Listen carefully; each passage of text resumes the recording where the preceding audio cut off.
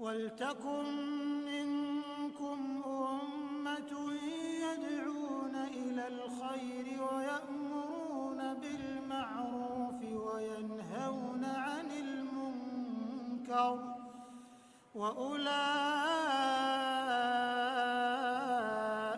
هُمُ الْمُفْلِحُونَ.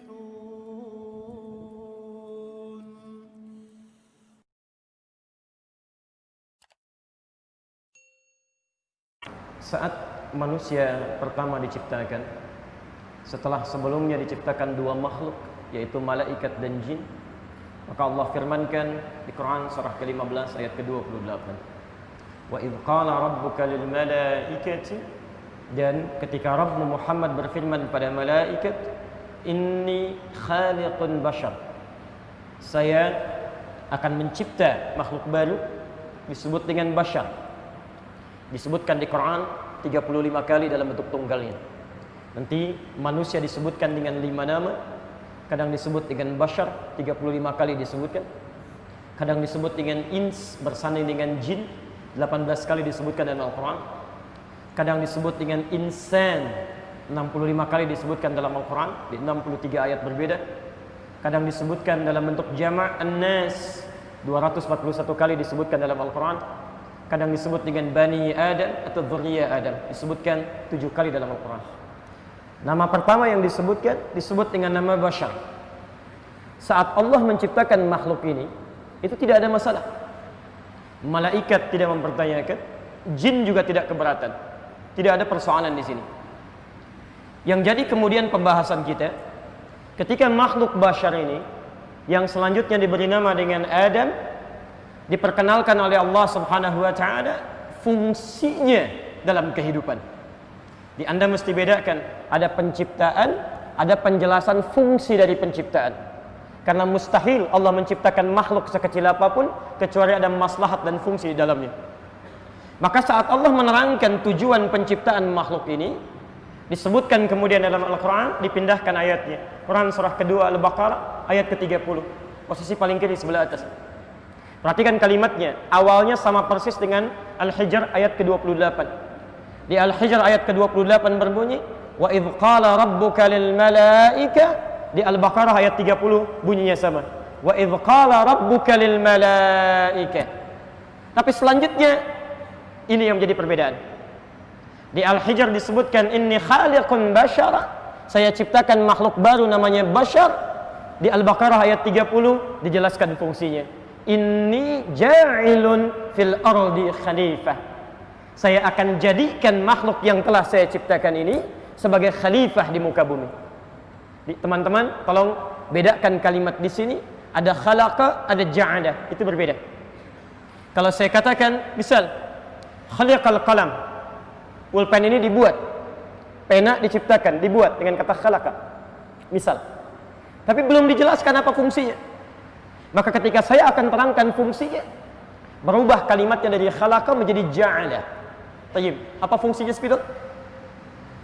Belum tentu. Kalau saya katakan ini untuk melontar orang yang ngantuk misalnya, ya. Saya katakan inni ja'ilul qalam ramyan lin nu'as, saya jadikan spidol yang sudah ada ini untuk mengingatkan yang sedang mengantuk. Ja'il. Di sini mulai ada persoalan. Tayyib, karena waktu kita sangat terbatas, saya agak sedikit singkatkan persoalannya. Ketika Allah sudah memilih Adam sebagai khalifah, bukan malaikat, makhluk yang tercipta sebelumnya, bukan juga jin, makhluk yang telah ada sebelumnya, kemudian dijelaskan oleh Allah dengan segala fungsi dan keistimewaannya secara singkat, maka dimintakanlah dua makhluk tadi, malaikat dan jin, untuk hormat kepada Adam, makhluk yang ditugaskan oleh Allah untuk mengemban misi sebagai khalifah ini. Quran surah kedua ayat 34. Perhatikan kalimatnya. Wa idh qulna lil malaikati isjudu fasajadu.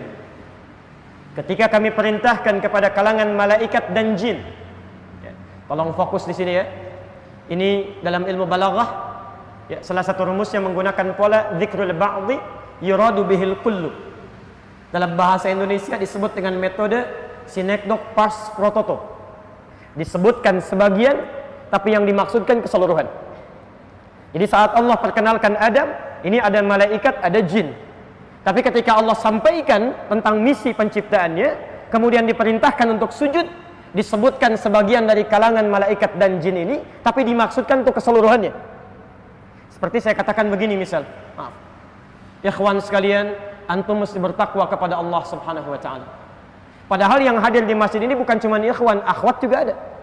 Apakah kalimat saya berlaku hanya untuk laki-laki saja atau perempuan juga ikut di sini? Termasuk perempuan ikut di dalam kalimat ini. Maka ketika Allah katakan wa idz qulna lil malaikati isjudu li Adam, kami firmankan kepada para malaikat termasuk jin di sini untuk sujud kepada Adam sebagai penghormatan. Bukan sujud penghambaan, bukan sujudnya yang penting karena perintah Allah yang dimaksudkan di sini. Tapi yang menarik di sini kita lanjutkan, fasajadu, semuanya sujud. Illa iblis, kecuali iblis. Illa iblis, kecuali iblis. Mulai muncul nama baru di sini. Coba perhatikan. Tadi makhluknya kan ada 3 ya. Makhluknya ada 3. Satu apa? Malaikat. Kedua, jin. Ketiga, Adam, bashar. Ketika semua diperintahkan sujud kepada bashar, kepada Adam, malaikat dan jin, kata Allah semua sujud. Kecuali satu makhluk. Disebutkan langsung oleh Allah dalam Al-Quran, iblis. Pertanyaannya, siapa makhluk ini? Karena yang disebutkan tadi cuma jin dan malaikat. Ini makhluk baru, siapa ini? Apakah dia makhluk yang baru kemudian tidak mau sujud? Atau jangan-jangan termasuk bagian dari malaikat atau jin yang tadi disebutkan? Untuk itulah kita teruskan kemudian keterangan Qurannya. Quran surah ke-18 Al-Kahf ayat ke-50. Posisi paling kanan di pertengahan. Perhatikan indahnya bahasa Al-Quran. Yang satu ditafsirkan dengan yang lain lagi dengan kalimat pembuka yang sama. Di Al-Baqarah ayat 34 dibuka dengan wa idz qulna lil malaikati isjudu li Adam. Di Quran surah 18 Al-Kahf ayat ke-50 dibuka dengan kalimat yang sama. Wa idz qulna lil malaikati isjudu li Adam fasajadu illa iblis, kecuali iblis. Siapa iblis ini? Diteruskan kalimatnya. Kana minal jinni fafasaqa an amri rabbih. Lihat kalimatnya, tolong garis bawahi. Kana minal jinni fafasaqa an amri rabbih. Ada 2 kalimat di sini. Yang pertama menerangkan asal usul iblis ini. Yang kedua menerangkan tentang aktivitasnya sebelum menjadi iblis. Tolong garis bawah ini.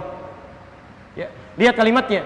Kana minal jinni. Iblis itu bukan makhluk baru, tapi termasuk kalangan jin. Jadi ada malaikat, ada jin, dimintakan sujud kepada Adam, semua sujud, kecuali satu yang enggan bersujud kepada Adam. Siapa dia? Iblis. Siapa iblis ini? Bukan makhluk baru kata Quran. Kana minal jin. Dia termasuk kalangan jin. Menggunakan huruf min di sini menunjuk kepada makna at-tab'id. Sebagian dari jin, bukan semua jinnya. Jadi ada satu makhluk dari kalangan jin yang tidak mau sujud kepada Adam atas perintah Allah Subhanahu wa ta'ala.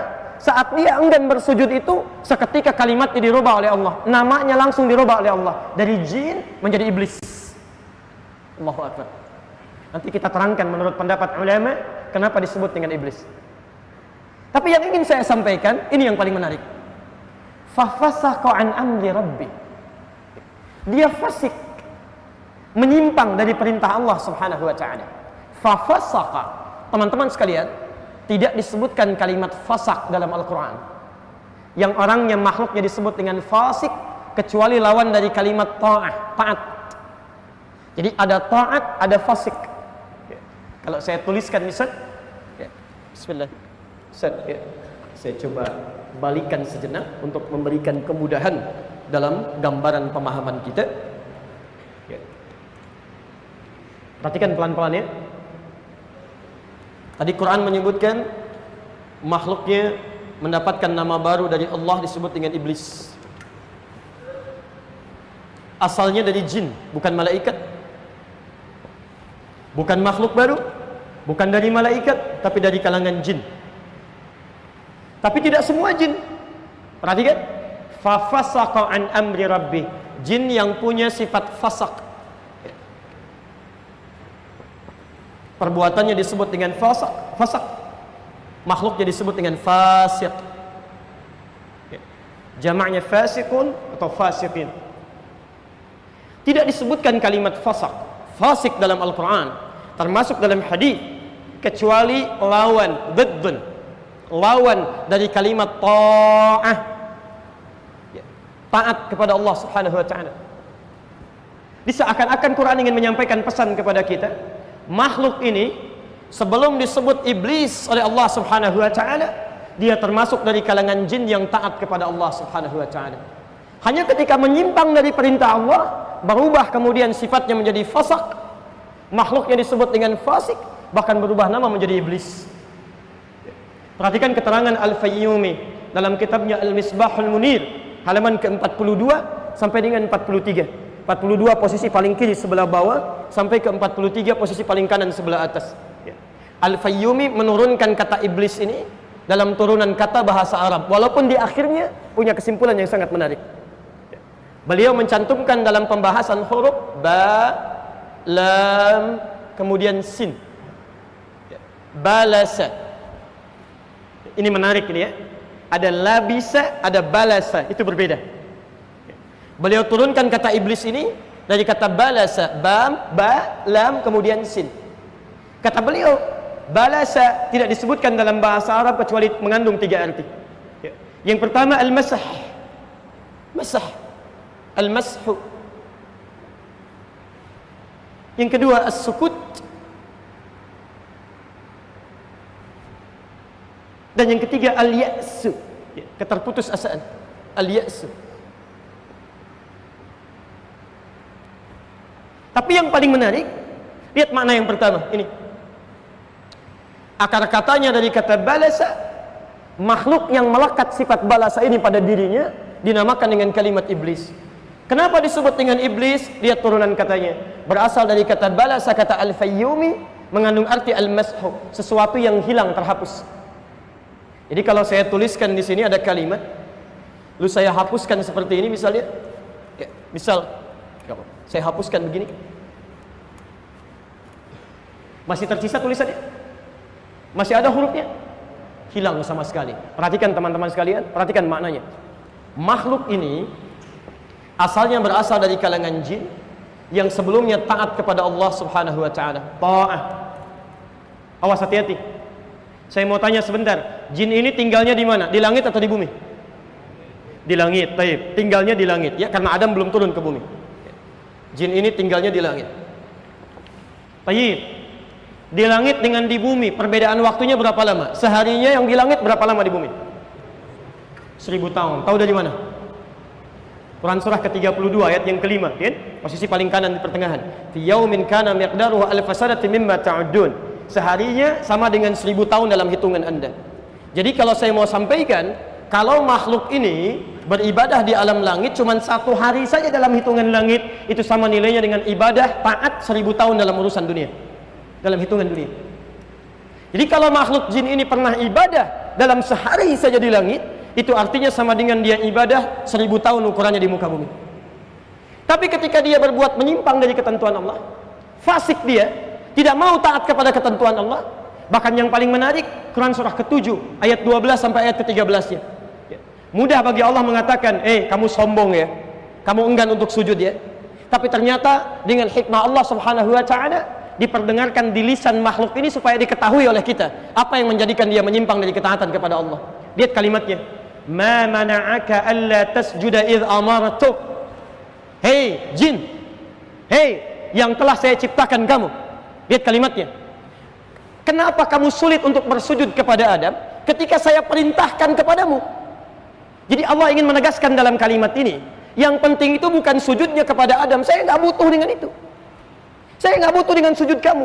Yang penting itu ini sedang saya perintahkan. Kenapa kamu tidak taat dengan saya? Termasuk kalimat sholat. Kita diminta sholat, antum sujud kepada Allah dalam sholat. Kita nggak butuh dengan itu. Allah nggak butuh dengan itu semua. Allah tidak butuh dengan sholat kita. Semuka langit dan bumi tidak sujud kepada Allah, tidak akan menurunkan status Allah sebagai Tuhan. Tetap Rabb, tidak akan mengurangi keagungannya Azza wa Jal ya. Tapi ini ujian ketaatan kita kepada Allah Subhanahu wa ta'ala. Taat tidak dengan perintah Allah ya.